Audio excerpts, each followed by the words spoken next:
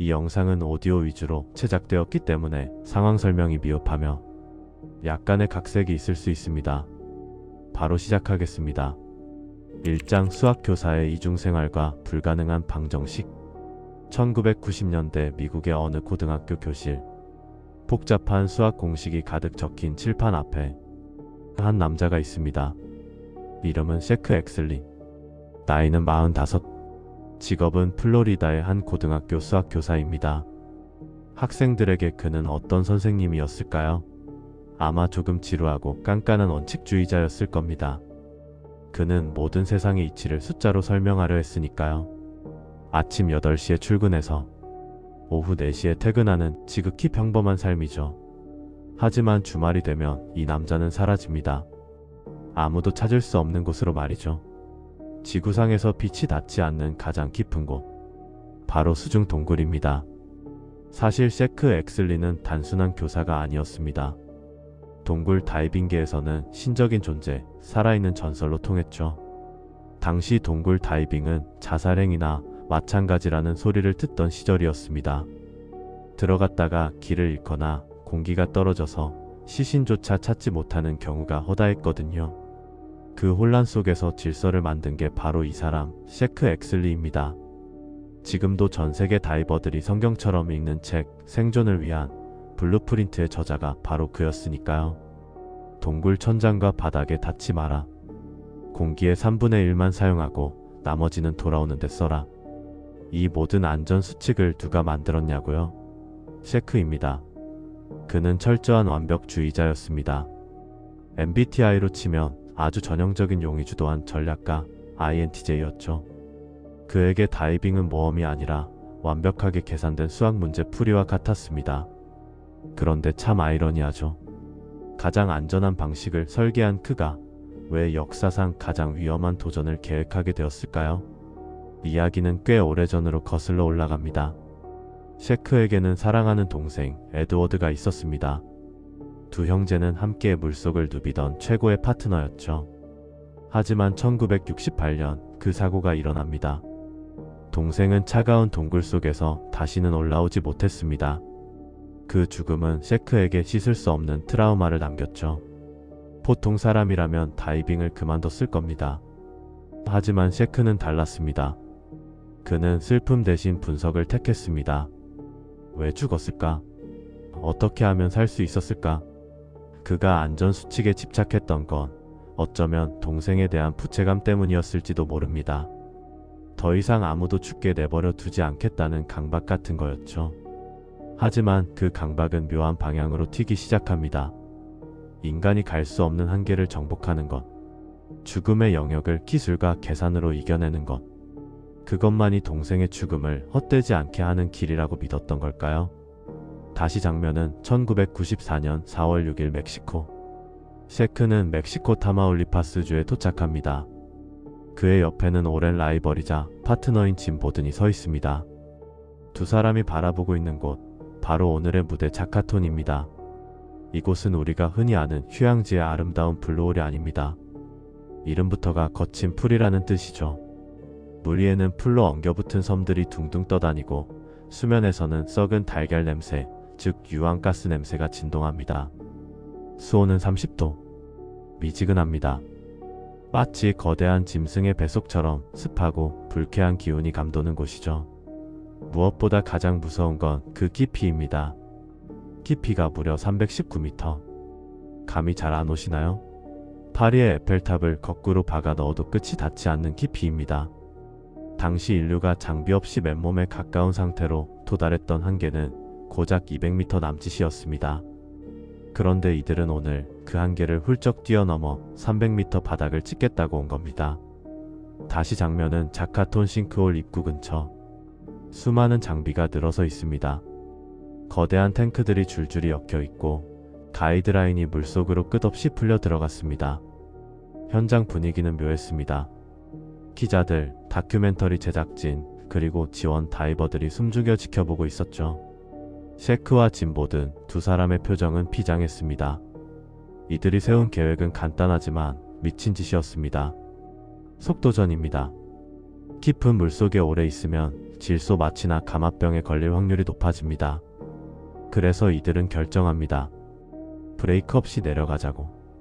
분당 33m의 속도. 아파트 10층 높이를 1분 만에 주파하며 수직으로 꽂히는 겁니다. 마치 돌덩이처럼 말이죠. 이건 다이빙이라기보다는 추락에 가깝습니다. 전문가들은 경고했습니다. 그 속도로 내려가면 고압 신경계 증후군, 즉 HPNS가 올 것이다. 몸이 제멋대로 떨리고 시야가 터널처럼 좁아지며 끝내 발작을 일으키는 무시무시한 증상이죠. 하지만 수학교사 셰크는 자신만만했습니다. 그는 자신의 계산을 믿었습니다. 자신이 만든 특수 혼합가스 트라이믹스가 자신을 지켜줄 거라 확신했죠. 여기서 트라이믹스란 산소, 헬륨, 질소를 각각 따로 주입하여 최적의 비율을 맞춘 저산소 트라이믹스를 사용하였는데 차카톤 바다 약 300m에서는 산소 농도를 4에서 6% 수준으로 급도로 낮춰야만 산소 중독으로 인한 발작을 피할 수 있기 때문입니다. 수경을 쓰는 그의 눈빛은 흔들림이 없습니다. 짐 보든과 짧게 눈을 마주치고 고개를 끄덕입니다. 오전 9시 45분. 모든 준비는 끝났습니다. 두 명의 전설이 그 줄을 잡았습니다. 2장 33m의 속도전, 죽음을 향한 다이빙. 두 남자가 물속으로 사라졌습니다. 이제부터는 그 누구도 도와줄 수 없는 고독한 싸움입니다. 보통 다이빙을 할 때는 버디라고 해서 짝을 지어 다닙니다. 무슨 일이 생기면 서로 돕기 위해서죠. 하지만 이날은 달랐습니다. 셰크와 짐은 서로 약 10m 떨어진 채 각자의 줄을 잡고 내려갔습니다. 왜 그랬냐고요? 이 정도 깊이에서는 누군가를 돕는다는 것 자체가 불가능하기 때문입니다. 누군가 문제에 빠졌을 때 그를 도우려다간 두 사람 다 죽습니다. 냉정하게 들리겠지만 이것이 심해 다이빙의 첫 번째 규칙입니다. 철저하게 혼자가 되는 것이었죠. 둘은 일반적인 레저 다이버들이 내려가는 속도의 3배로 내려가고 있습니다. 왜 이렇게 서둘러야 했을까요? 시간 때문입니다. 깊은 물속에 오래 머물수록 몸속에는 질소가 쌓입니다. 그러면 올라올 때 수십 시간 동안 감압을 해야 하죠. 그 지루한 시간을 줄이려면 내려갈 때 시간을 아껴야 했습니다. 수심 200m를 돌파하던 순간 보든에게 첫 번째 경고가 찾아옵니다. 손이 제멋대로 떨리기 시작합니다. 추워서 떠는 게 아니라 HPNS 고압 신경계 증후군입니다. 이건 질소 마취와는 다릅니다. 술에 취한 기분이 아니라 신경이 끊어지는 공포에 가깝습니다. 하지만 멈출 수 없습니다. 지금 멈추면 기록도 생명도 끝입니다. 다시 보든의 시점. 저 멀리 아래쪽에 셰크 엑슬리의 라이트 불빛이 보입니다. 그 불빛은 흔들림 없이 아주 빠른 속도로 더 깊이 내려가고 있습니다. 그는 마치 기계처럼 계획된 속도 그대로 어둠을 뚫고 내려가고 있었습니다. 이때까지만 해도 보든은 생각했을 겁니다. 역시 셰크다. 그는 이 모든 걸 통제하고 있구나. 하지만 그건 보든의 착각이었을지도 모릅니다. 셰크는 통제하고 있었던 게 아니라 이미 멈출 수 없는 상태였던 건 아닐까요? 수심 260m. 보든은 무언가 잘못되었음을 직감합니다. 숨이 너무 가쁩니다. HPNS의 공포 때문에 자신도 모르게 호흡이 빨라졌던 겁니다. 게이지를 확인한 그는 얼어붙습니다. 공기가 예상보다 훨씬 빨리 줄어들고 있었습니다.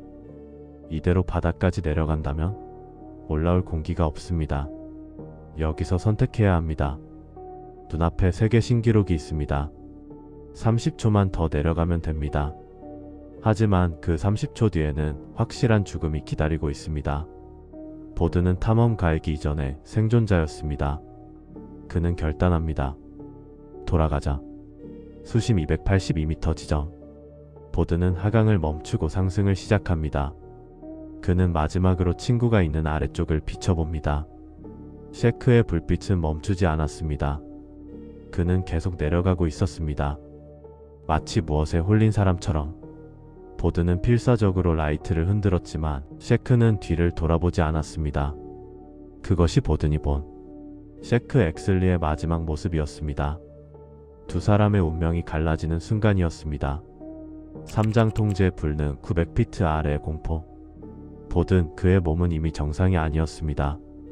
HPNS, 고압 신경계 증후군이 절정에 달해 있었죠. 손은 전동 칫솔처럼 떨리고 눈앞은 계속해서 번쩍거립니다. 마치 고장난 TV 화면을 보고 있는 것 같았을 겁니다. 방향 감각은 사라졌고 어디가 위이고 어디가 아래인지조차 헷갈리는 공황 상태. 보드는 오직 생존 본능 하나로 위쪽을 향해 몸을 밀어 올립니다. 그런데 그때 굉음이 터집니다. 폭발음과 함께 입에 물고 있던 호흡기가 터져버렸습니다. 깊은 수심의 압력을 이기지 못한 장비가 고장을 일으킨 겁니다. 이걸 프리플로우라고 합니다. 공기통 안에 소중한 기체가 미친 듯이 밖으로 새어나가는 상황이죠. 이건 다이버에게 사형 선고나 다름없습니다. 당장 숨을 쉴 수도 없고 몇 분 뒤면 공기통이 텅 비게 됩니다. 보통 사람이라면 이 순간 패닉에 빠져 익사했을 겁니다. 하지만 보드는 전문가이자 생존자였습니다. 그는 즉시 숨을 참았습니다. 그리고 떨리는 손을 등 뒤로 뻗어 공기통의 밸브를 잠갔습니다. 새어나가는 공기를 막은 거죠. 그럼 숨은 어떻게 쉬냐고요? 패더링 또는 태핑이라는 기술을 씁니다. 숨을 들이마실 때만 밸브를 아주 살짝 열어서 공기를 마시고 다시 잽싸게 잠그는 겁니다. 칠흑 같은 어둠 속 수심 200m 아래. 온몸은 경련으로 미친 듯이 떨리는데 등 뒤에 있는 수도꼭지 같은 밸브를 1초 단위로 열었다 잠갔다 하며 숨을 쉬어야 합니다. 단 한 번의 실수도 용납되지 않는 고개. 보드는 이 짓을 하며 상승해야 했습니다. 얼마나 시간이 흘렀을까요? 지옥 같은 사투 끝에 보드는 수심 100m 지점, 미리 준비해둔 안전 탱크가 있는 곳에 도달했습니다. 그는 너덜너덜해진 몸으로 새 호흡기를 입에 불었습니다. 정상적인 공기가 폐 속으로 들어오는 순간, 그제야 그는 자신이 살았다는 걸 깨닫습니다. 심장은 터질 듯 뛰고 온몸은 땀과 물로 범벅이 되었습니다. 하지만 안도감도 잠시였습니다. 정신이 돌아오자마자 그는 본능적으로 아래를 쳐다봤습니다. 아무것도 보이지 않았습니다. 원래 계획대로라면 셰크도 지금쯤 올라오고 있어야 했습니다. 아니, 적어도 그의 불빛이라도 보여야 했습니다. 하지만 아래쪽은 죽은 듯 고요했습니다. 올라오는 기포도 라이트 불빛도 없었습니다. 사장 돌아오지 않는 전설, 그리고 매듭. 보드는 살아 돌아왔습니다. 하지만 그는 웃을 수 없었습니다. 수면 위로 올라온 지 1시간이 지났지만 셰크의 기포는 끝내 올라오지 않았기 때문입니다. 지원팀은 패닉에 빠졌습니다. 더 기다려야 한다, 구조대를 보내야 한다면서. 고성이 오갔지만 사실 그 자리에 있던 모두가 알고 있었습니다. 지금 구조대를 보내는 건 불가능하다는 것을요. 수심 200m, 300m. 그곳은 인간이 남을 구하러 갈 수 있는 영역이 아닙니다. 세계 최고의 다이버인 셰크가 나오지 못했다면 지구상 그 누구도 그를 데리고 나올 수 없습니다. 결국 그들이 할 수 있는 건 단 하나. 하염없이 수면을 바라보며 기적을 바라는 것뿐이었습니다. 하지만 자카톤의 물은 야속할 정도로 고요했습니다. 시간은 흘러 오후가 되었습니다. 셰크의 공기 탱크는 이미 바닥났을 시간입니다. 이제 구조가 아닌 수습을 해야 할 때가 온 겁니다. 시신을 어떻게 데려올까요? 유일한 연결고리는 단 하나. 셰크가 손에 쥐고 내려갔던 하얀색 나일론 밧줄, 가이드라인 뿐이었습니다. 줄을 단결하는 누군가의 지시에 팀원들이 줄을 잡았습니다. 그런데 줄을 당기던 사람들의 표정이 일그러집니다. 줄은 이상할 정도로 팽팽했습니다. 보통 사고를 당해 줄을 놓쳤다면 가볍게 올라와야 정상입니다. 그게 아니라면 셰크가 아직 줄을 잡고 있다는 뜻이겠죠. 사람들은 희망과 공포가 뒤섞인 채 줄을 당겼습니다.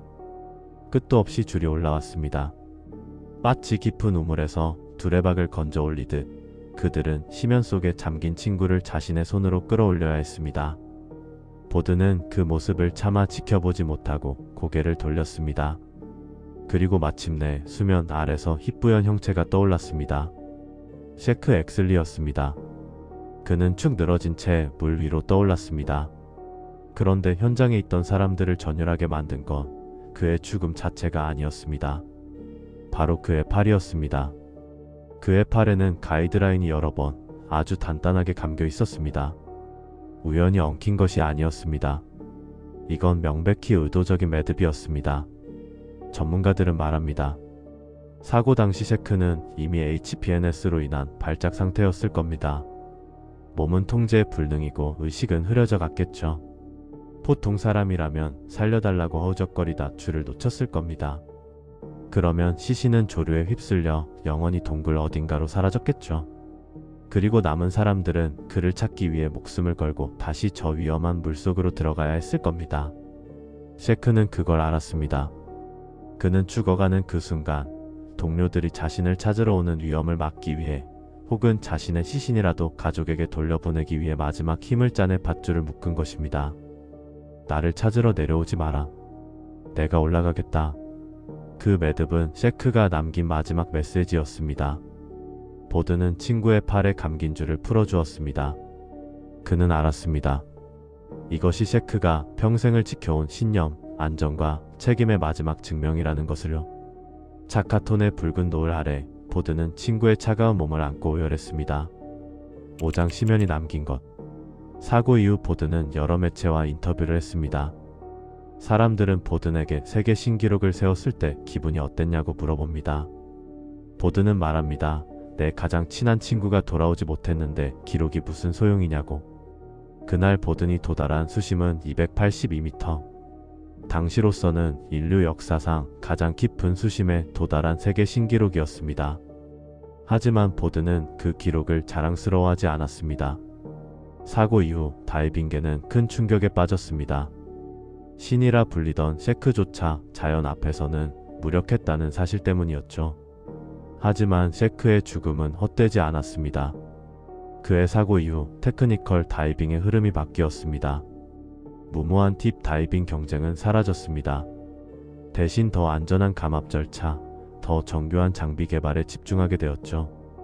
오늘날 수많은 다이버가 안전하게 물속을 탐험하고 살아서 가족의 품으로 돌아갈 수 있는 건 셰크가 남긴 수많은 데이터와 교훈 덕분입니다. 그는 자신의 목숨을 바쳐 후배들에게 넘어서는 안 될 선이 어디인지를 알려준 셈입니다. 셰크 엑슬리는 고향인 플로리다로 돌아와 그토록 그리워했던 동생 에드워드 옆에 잠들었습니다. 이제 두 형제는 아무런 장비도 감압도 필요 없는 곳에서 영원히 함께 유영하고 있겠죠. 우리는 기억해야 합니다. 그가 묶었던 마지막 매듭을, 그리고 그가 남긴 안전이라는 유산을 말이죠. 여기 자카톤의 깊은 물속의 전설을 묻습니다.